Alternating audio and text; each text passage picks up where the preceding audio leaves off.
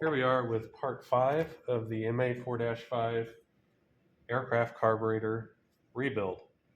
In this video, we're covering the inspection process of that carburetor, which mainly involves taking precision measurements of the carburetor.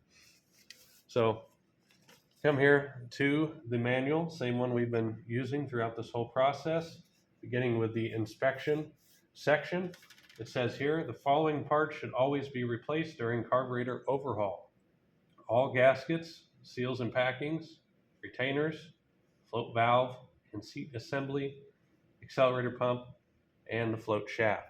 Now note this says it overhaul, so returning this carburetor back to basically factory or new specifications, all of these need to be replaced. The float valve and seat, you never replace just one. They are sold as a match set, meaning they're machined to fit together. If you replace just the needle with another one, chances are you're going to have one that leaks. So those are always, or almost always, sold or replaced in pairs. All gaskets, seals and packings, all of that makes sense. You're talking about gasket material, rubber, stuff like that that dries out over time. It's not metal. It doesn't last forever. It's good to replace it so you don't have any leaks. The float shaft can wear, and if it gets some play into it, it can cause the float to bind up, meaning the needle is going to hang open or stay stuck closed and cause some serious running issues. The accelerator pump also has that skirt that seals against the bore to produce that extra shot of fuel we need during rapid throttle movements. That wears out and shrinks or gets brittle over time and doesn't function, and you get a stumble under hard acceleration. So all of that gets replaced during every overhaul. For this class, do not throw anything away because it's way too expensive for us to replace these every few months for this class when they're still good. So we will make some exceptions in this case, but if it's a real carburetor going on a live airworthy aircraft, we definitely follow the manual. Note, fuel inlet strainer assembly should be replaced if the strainer screen is broken at any place or cannot be satisfactorily cleaned. This is what I want. Nice and clean, shiny, no holes, no damage, nothing wrong with it. As long as it's still in good shape, I can go ahead and reuse this. If this is bent, crushed, there's a hole in it, or it's plugged up and I can't get it clean, the manual tells you to go ahead and replace that. Now, after that, number 38, normal aircraft quality inspection techniques can determine reusability of carburetor components. Abnormal wear, cracks, warping, or damage are of course just cause for rejection. Wear beyond the limit shown in table 1 is also cause for rejection. Basically, it's saying here, use the same principles, the same techniques to inspect all these components that you would anything else on an aircraft. If you were checking inside the wing, if you were inspecting brakes, fuel lines, the engine, for leaks, stains, loose hardware, missing hardware, mismatched hardware, rubbing, chafing, cracks, discoloration, corrosion, all the above. Everything you do throughout the entire aircraft, use the same techniques to inspect all of this. And of course, as it says, if anything is worn beyond its acceptable limits, you need to replace it. So what are we talking about with limits? Now let's get into the main part of this video. Well, in your manual, you have this table, which contains your permissible worn dimensions and permissible clearance for all relevant components inside the carburetor. Notice we have these boxes here, how this table is broken up. Each box contains two parts of the carburetor, okay? Those two parts are grouped together because they wear on each other. So I'll give you an example. This first one, mixture control hole and body, and mixture metering valve, in parentheses, top. Okay. What I was talking about there is the top of your mixture metering valve right here, the silver portion. That, where it fits into the body of the carburetor. Okay? So every time you use the mixture control, and this moves back and forth, it takes some material off of this and that hole. So over time, the clearance between the two, or the slop, becomes more and more, and eventually it exceeds what they deem as acceptable.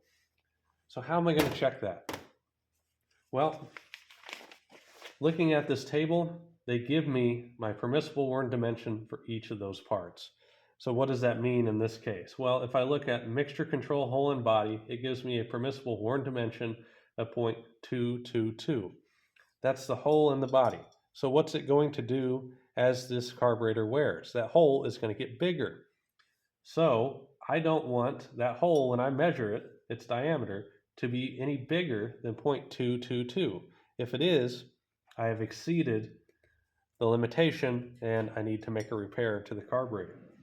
So what about the metering valve itself, the top? It gives me a permissible worn dimension of 0.215. Okay, this is the opposite. As this wears, it's going to get smaller. So I don't want my measurement of this piece to be any smaller than 0.215. If it is, again, I need to make a repair. What about my clearance? Well, the clearance you check after you've individually measured both of these parts. So I get the measurement here, okay, I get the measurement here, okay. Now I subtract the larger one from the smaller one, and the difference between the two is the clearance, or the gap between those two measurements. And I need to make sure that that gap, that clearance, is no greater than the permissible worn clearance they show here, which in this case is 0.007. So let's dive into it and actually check these measurements. The mixture control hole in the body, I need a special tool to check that. I have my calipers here, which I'll be using throughout this, but I can't fit that in there to get an accurate measurement. Okay, I can get a measurement, but the tool doesn't fit correctly, therefore I don't trust that to be accurate. To get around that, I have a set of ball gauges. Okay, a ball gauge allows me to transfer a measurement from an area that I can't fit a caliper to out to the caliper. So let's see how this works. Basically, I have this knurled knob at the bottom, which runs the inner core of this tool up and down. And the further I run it down, the more it spreads apart these two wings, and the larger it gets. So essentially, place this into the hole I want to measure and expand it until it drags in that hole. Then I pull it out, and then I take my caliper and I measure that at its widest point, which can be a little tricky here, trying to hold this in front of the camera.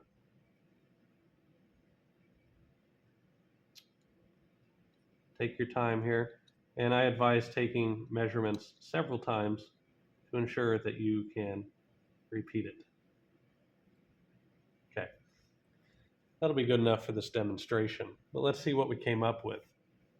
Okay, first number is 0.2, and then we have 0.226, 0.226 on that hole. If I look at my permissible worn dimension, it says it can't be any bigger than 0.222. Well, guess what? My measurement I just took is bigger than that, meaning this hole is out of spec. Okay, we've already found a problem. Now what about the metering valve itself? I need to measure that. Well, that's a lot easier. I can just take my caliper and measure this. Now, you have to keep in mind, I can't just measure anywhere on here. I have to measure where this rides on the bushing. So at the top wouldn't do me any good because that's where the handle is cinched down at. All the way at the bottom wouldn't do me much good either. I can see a mark and scratches where it's been riding, so that's where I'm going to take my measurement. Okay.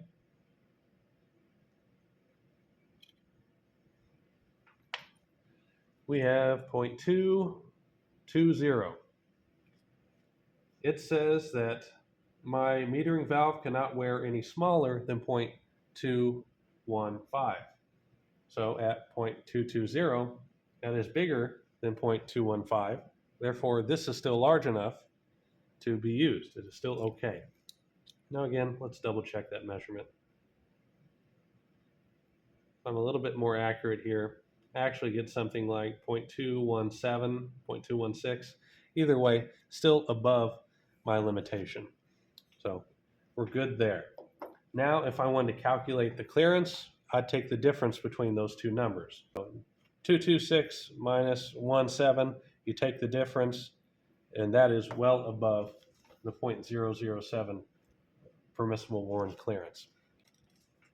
Let's move on to the next one. We're going to check number 34 as a reference number, which is the mixture metering valve bottom versus the bowl, which has the mixture metering sleeve.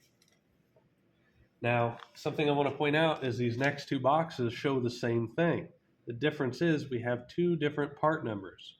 The top one here, the second box down, says part number 242528. The next box below that says part number 242505 or part number 242525. Okay? Why do we have these? Well, like I said, this manual covers a bunch of different carburetors. So at some point in time, or for some models, they change the dimensions or size of that mixture control. The bottom open half like this. So you have a small version, which I can tell from looking at it, this is, and you have one that's larger in size. Okay, so you don't know which one to use, which measurement to compare yours to, unless you know the part number that you're checking. So that's where looking up your part sheet, knowing which carburetor you have, what parts are contained within it, is extremely important, because without that, I'd be just guessing, and I could misdiagnose one of these parts as being bad when it's actually good, or even worse, the other way around. The part's actually bad, but I deem it good because I used the wrong set of measurements to check it. So for the next step here, you need to look at your carburetor specifically and determine which set of measurements you should check your mixture control with. Here I am at the parts diagram for my carburetor, the 5193. Flip this over, locate my mixture control. It's reference number 84. Flip it back, find number 84, and then right next to that is the part number, 242-525. Now I've verified which set of measurements I need to use to properly check that part for wear. I'm going to use the third one, where this I'm checking at 0.248 as my permissible worn dimension here, versus the sleeve and the body at 0.250. So I'm checking this sleeve of this metering valve versus the sleeve that it fits in the bowl. Okay? This one's easy enough. Check with the caliper down towards the bottom where it fits into that sleeve. And I have a measurement of 0.246. 0.246 on the bottom here. And again, check that. My permissible worn dimension is 0.248. Okay? Now, that's not good because it says I can't be worn any smaller than 0.248. I just measure this at 0.246. This is worn down smaller than that. This is no good. So already our carburetor has failed in a number of ways, which makes sense in this setting because these were donated for a reason. Let's check that sleeve. And again, to get a proper measurement there, I need to use a ball gauge. Drop that down in there and expand it until it drags. Okay. Once I have that, transfer that to my caliper. I want to jump in here for a second and show you this micrometer. In the video, I'm using a vernier caliper, which is this tool, but you see how narrow it gets here, how sharp the edge is. That makes it really difficult to measure accurately across this very small gap on these ball gauges. So it's actually a lot easier if you use a micrometer. You see you have a lot more surface area there to accurately get this in there and get a measurement. So I'm using the vernier caliper in the video because it's easy to use with one hand while I hold the carburetor in a way that you can see it on video. But I suggest as you do this, you actually use the micrometer. And if you need help reading the micrometer, I can help you with that in class. And I came up with 0.254. 0.254. Okay, and my permissible worn dimension was 0.250. That's not good. Okay, that means I measure that hole as being larger than what is permissible here. So it was larger than 0.250, meaning it is worn beyond its safe limits. And if I were to subtract the one measurement from the other, 0.254 minus, what do we say the other was? 0.246. Okay, we have a difference of 0.008, something crazy like that. And our permissible worn clearance for that is only 0.002. So this is meant to be a really snug fit. And according to the measurements I just took, it is not that. And if I place this in there, I can kind of see that because I can rock this back and forth, up and down. Okay, it should be a snug fit. It has to seal off from fuel leaking past it. And with that much play, it simply is not doing the job. All right, now on to the next one. We're talking about reference number 25, which is your float shaft bracket, and reference number 6, which is your float shaft. For this, we need the top half of our carburetor, and we're going to be checking the dimension of these holes in that bracket versus the float shaft, which fits in it.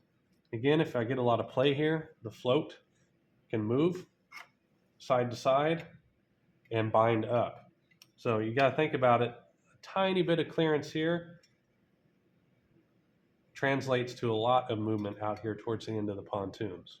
Okay, and that can mean it's going to rub on the side of the body and get caught and not operate correctly. And again, when measuring this, you have to make sure to measure it at the point it's actually being worn. If I measure this off somewhere towards the center, chances are I'm not going to see the true amount of wear. So for this, let's check over here. And I have, looks like 0.125. 0.125. Let's check the other, see if that's consistent. Yeah, pretty much. 0.125. And for my float shaft, it gives me a permissible worn dimension of 0.122. It can't get any smaller than 0.122. At 0.125, the shaft checks out. Now, checking that bracket, again back to our ball gauge. This time we get one that's a bit smaller, but it works the same way. Place it in there and expand till it drags, and then transfer your measurement.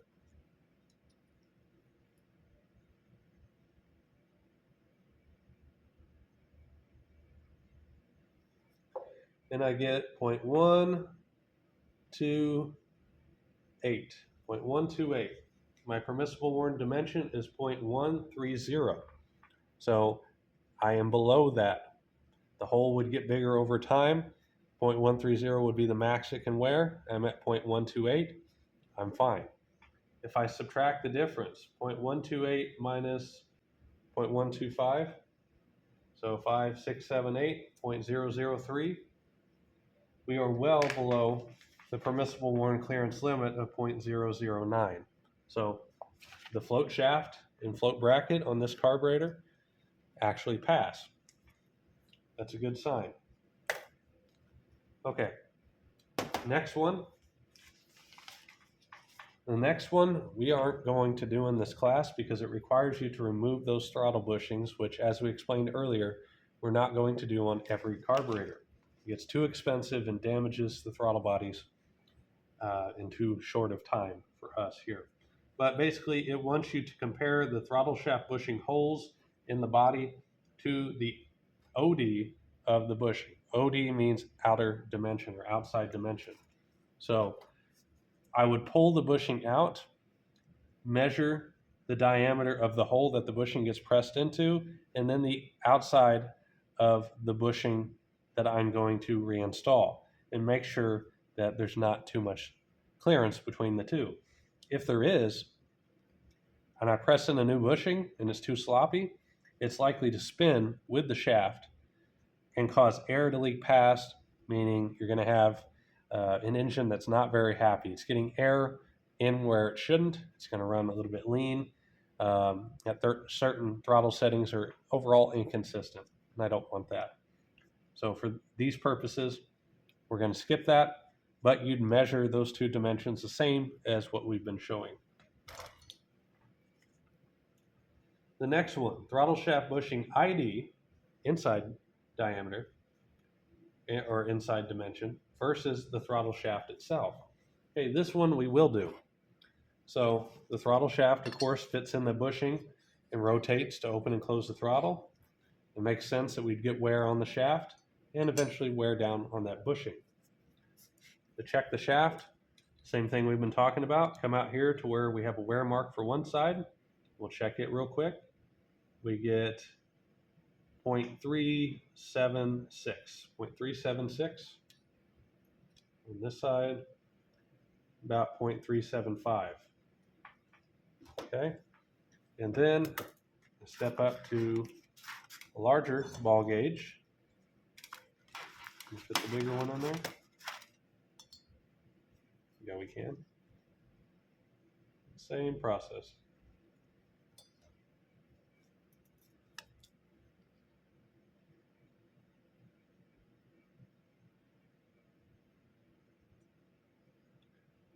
Looks like we have 0.377. So 0.377 on the inside of the bushing versus 0.375 or 6 on the shaft. Let's see what our table says. For the inside of that bushing, we have a permissible worn dimension of 0.3765, and for the throttle shaft, 0.3715.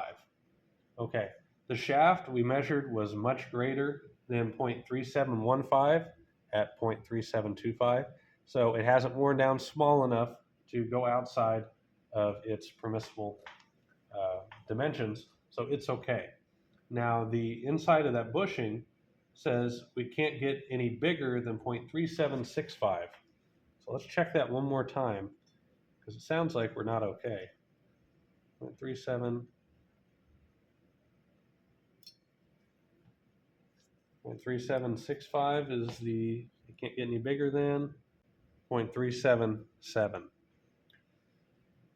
So the bushing in here is a little bit too worn to be acceptable. And if I had 0.377 minus 0.375, then that would give me a clearance of 0.002. And for this, well, I still meet the clearance. I'm still within the permissible worn clearance, but in this case, my bushing ID falls outside of my allowed dimension there. So I'd have to be careful here. I would still suggest replacing those bushings to bring them within their spec.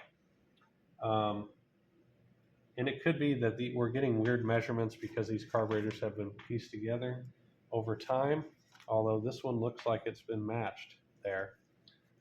I'm going to pause this and double check my measurements. Okay, I took some time to actually measure this correctly, not in a rush like I was on camera, and the measurements were pretty close to what I had shown you. I did get a little bit of a difference, but not enough to fail or pass or change what was already going to happen. So yeah, we do have too much wear for what I'm comfortable with here on the inner side of the bushings. So this would be a good candidate for getting them replaced. The shaft itself, again, seems to be perfectly fine. And even though the clearance was within spec there, the shaft was towards its limit of being, pretty big, hasn't worn at all, and the bushing having taken most of the wear, kind of threw that off the deep end for that bushing. But anyway, now that that's done, we go to reference number 44 and reference number 18, the accelerator pump idler lever holes and accelerator pump rod. For this one, we are going to be measuring right here where this rod engages with this hole. So these two, like we showed before, we get this lined up, locked together, and it rotates in here. So since it moves, it can wear. This is easy enough. Now normally you see rust on here. You wouldn't want to take any precision measurements with corrosion because corrosion usually puffs up or makes the item appear larger, throwing off your dimensions. So to make sure it's accurate, I want this to be clean. But again, I'm just showing you the basics on how to go about this. All right, we grab this here.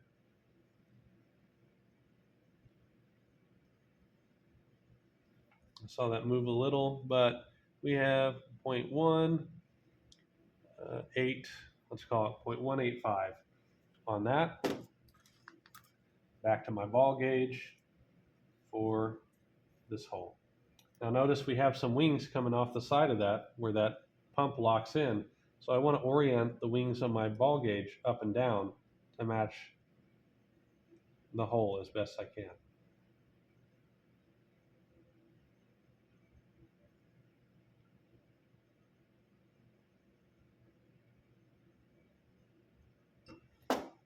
Okay.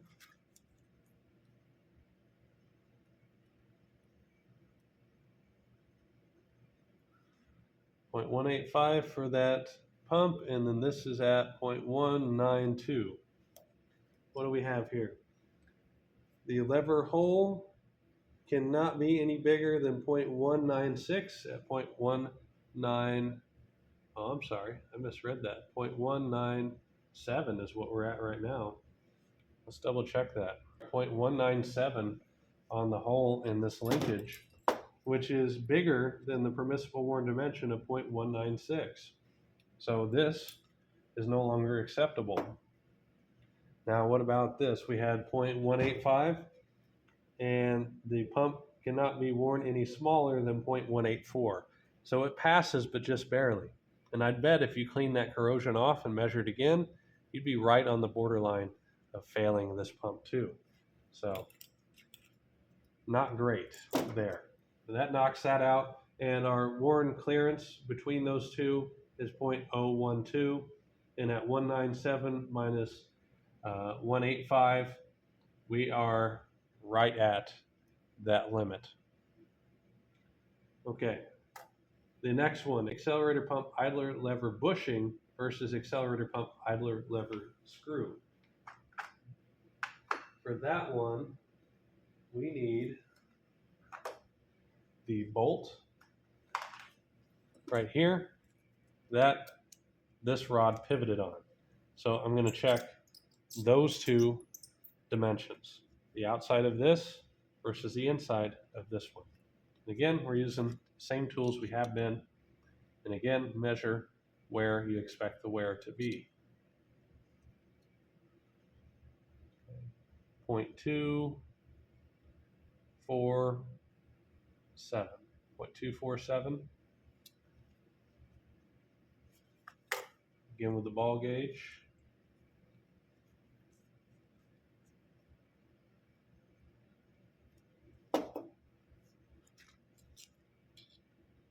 0.247 compared to 0.255. So that's a difference of 0.008. And we can see here our permissible worn clearance right away is 0.005, so something's wrong. Our bushing itself can't be worn any bigger than 0.2515.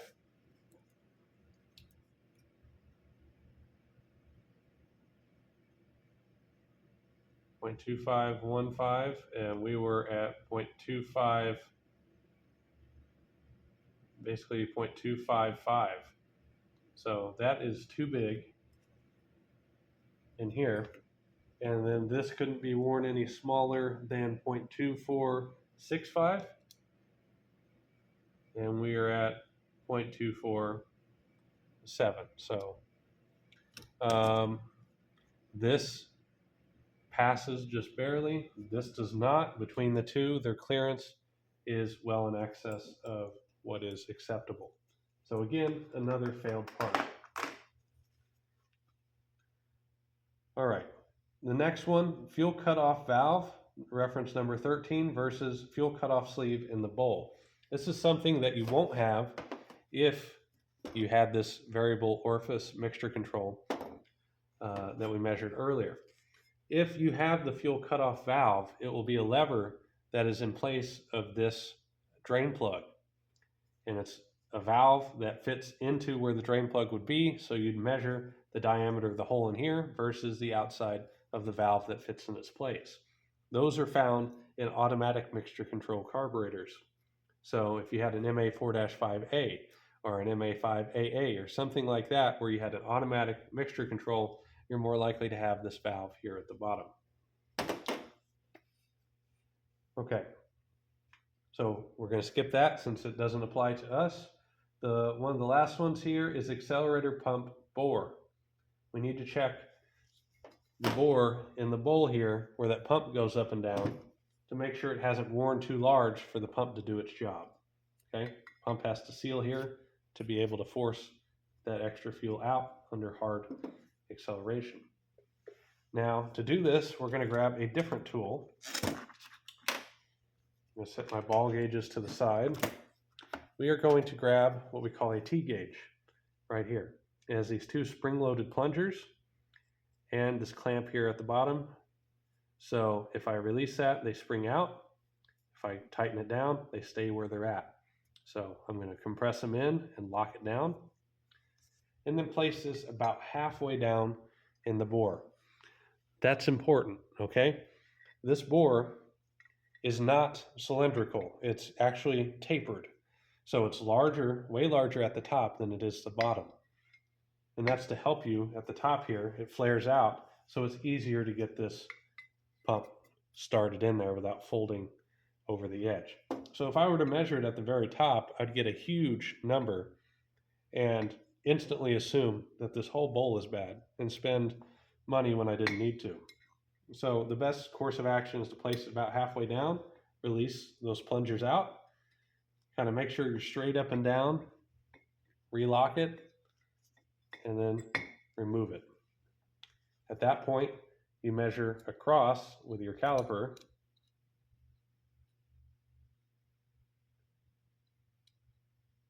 and see where you lie.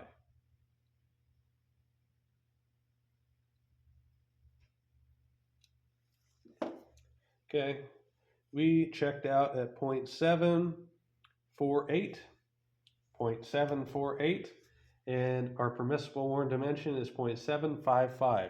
So we measured it at smaller than the worn dimension, which is good. Okay, it can wear up to 0.755. Right now we're only at 0.748. So we're good there. There is no permissible worn clearance for this one because we're not comparing it to another part. So there is no clearance to check. Next one, reference number 7, float adjustment tab. We're looking for a wear spot right here that equals no greater than 0.100 in diameter.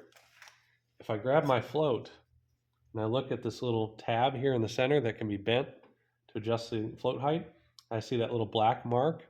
That's where that needle vibrates and rubs on the float during operation. So over time, it'll start wearing a dent in that piece of metal. And since it would be very difficult to get a tool to measure inside of that little dent and determine how thick the metal remains, they classify it by how wide the dent is. Basically, the deeper the dent goes into the metal, the wider it's going to become.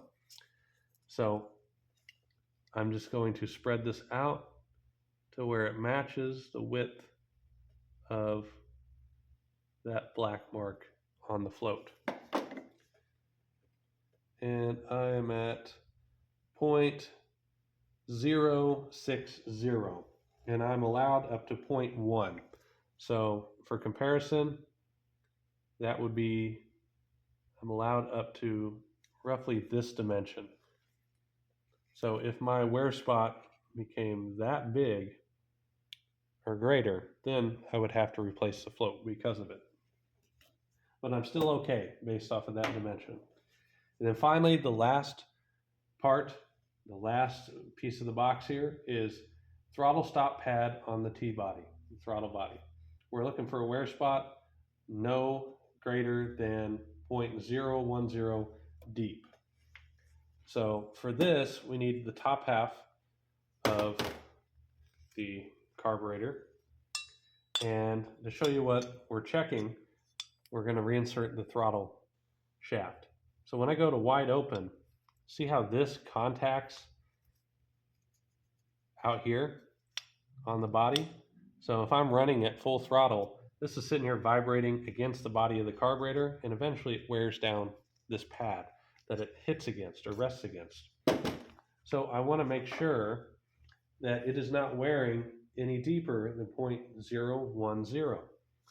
Now it's kind of hard to measure this, but what I try to do is go to where it's the widest at the top, take that measurement, and in this case it is 0.093, and then measure where it's the lowest, where it looks like the most amount of material has been removed from. 0.093 and 0.87.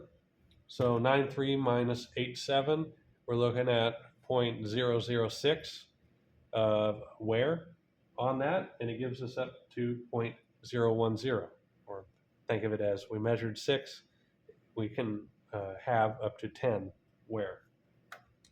So that passes. And that's the end of our measurement chart. Now, I kind of rushed through that. You'd want to take much more time in measuring that and documenting your measurements. Okay. You'd want to take multiple measurements of the same location just to reassure yourself, especially if you're new to this.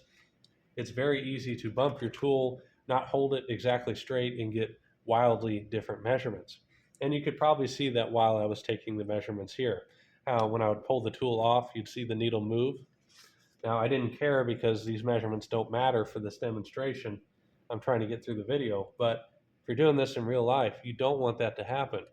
Okay, there are a number of instances in aviation, accidents that have occurred where somebody misreading something like this tool, writing down the wrong number, thinking something is within spec when it's not, has led to a number of deaths.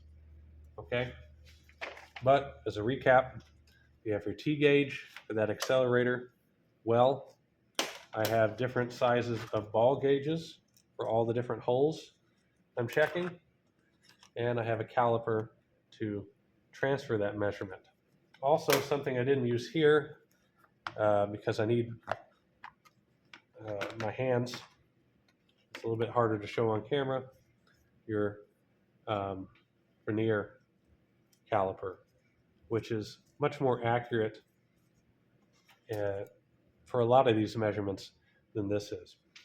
So it's much easier to get right on the edge of a ball gauge with this than it is on the other.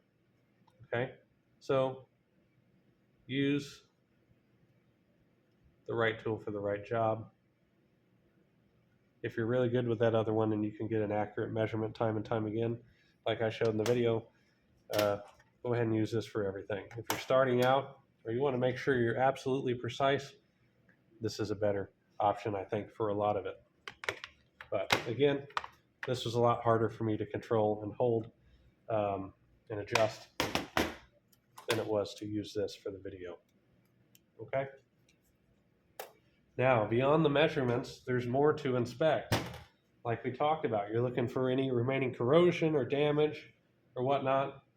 To do that, you need a really bright light, and you need a really good magnifying glass. And you need to scrutinize every part, because if you miss a crack now, it's only going to get worse in service. But go over every square inch of this, every part you have in your box, and make sure there's nothing that sticks out to you as being an issue. Here's a good example. This bowl, this carburetor, while trying to remove a stuck idle jet, an easy out extractor exerted too much outward force and actually cracked the housing. So I pulled it out of circulation. And I don't know that you can see this on camera, but there are cracks radiating out around where this jet goes, and they travel about halfway down this casting. So it's cracked horribly here, cracked on the side, cracked over here on this side. And again, at first glance, if I didn't know that this cracked, if I hadn't been there when this cracked and I had just glanced at this, I would miss it, because it doesn't pop out at you unless you're looking for it. So I get up here close, look at it in different light. I really need a flashlight shining on this. I can clearly see those cracks propagating out of there. If I am worried, I can use a number of other NDT methods other than visual. Okay, if you have dye pen or something else like that, Magnaflux works on some components. I could possibly subject it to that. But your eyes, your ears, the feel, your natural senses should be able to locate 99% of the issues you'll find with a float carburetor. Okay? All right. Once you've done that and you've inspected all the parts, their clearances are good, they fit, nothing binds up, and you're happy, then you can consider beginning the reassembly phase of this. All right, stay tuned for the next video.